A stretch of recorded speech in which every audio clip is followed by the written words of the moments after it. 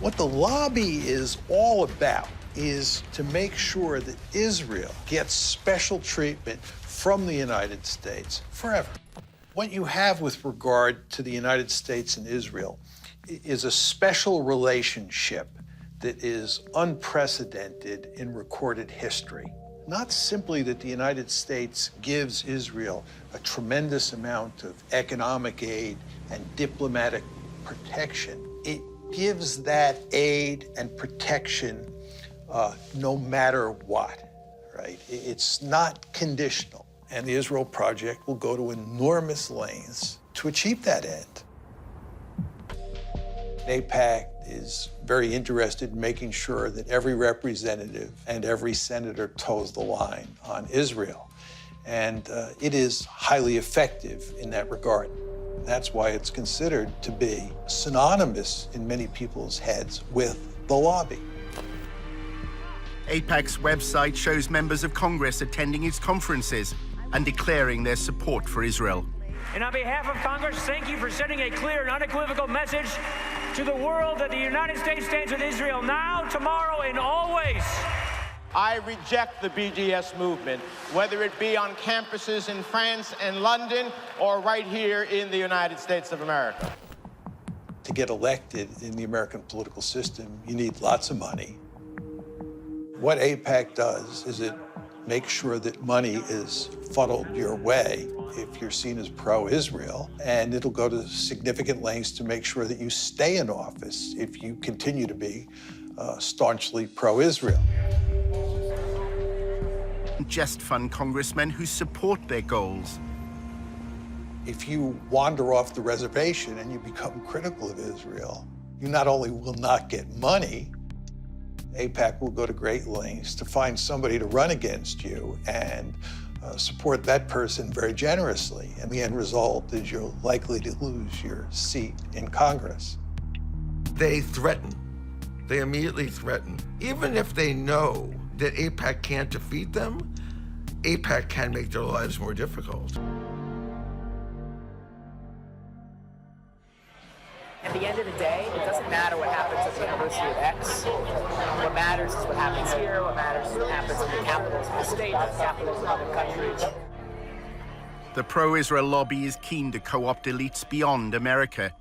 At a party organized by AIPAC, Tony met an intern at a public relations firm whose clients include the United Arab Emirates. The lobby apparently has allies in the Arab world.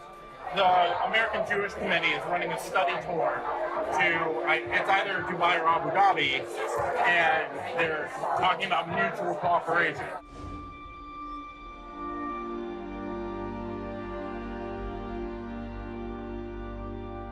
What are the ties like between the UAE and Israel? They're getting so much better. Nobody knows. The governments have to coordinate on security. It's all under the table. They're on trade, security, tech, medicine. There's a lot of cooperation. Basically, where I see it standing right now is the GCC has all this under the table cooperation with Israel, and it's getting to the point where it's getting to the surface. Does the UAE have a stake in BDS? They do run all the time the argument of Palestinian suffering and occupation. They do kind of toe that line, but that's because they have to save face in the Arab League. They're literally just trying to cover their bases. Are they actually helping out BDS in any way? They benefit from Israeli tech, so they're not going to boycott them. Why would they?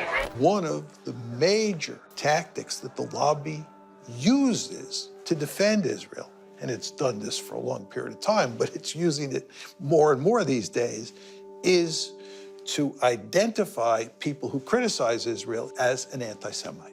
That there's two steps in the lobby's game plan. The first is to put out a story that's very favorable to Israel. But the second step is to do everything possible to minimize the amount of debate there is about Israel and silence the other side as much as possible.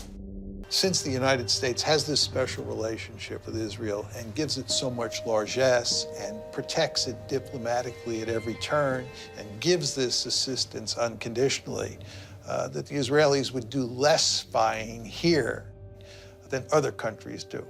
But on the contrary, what we see is that the Israelis are probably at the top of the list when it comes to foreign countries spying inside the United States. Is saying that what Israel has to do is treat the Palestinians in its midst the same way it treats Israeli Jews. The problem is that if Israel does that, there are more Palestinians, or there will be more Palestinians inside Greater Israel than there are Jews. And that means that if you had a system where everybody was treated equally and there was one person and one vote, that you would no longer have a Jewish state.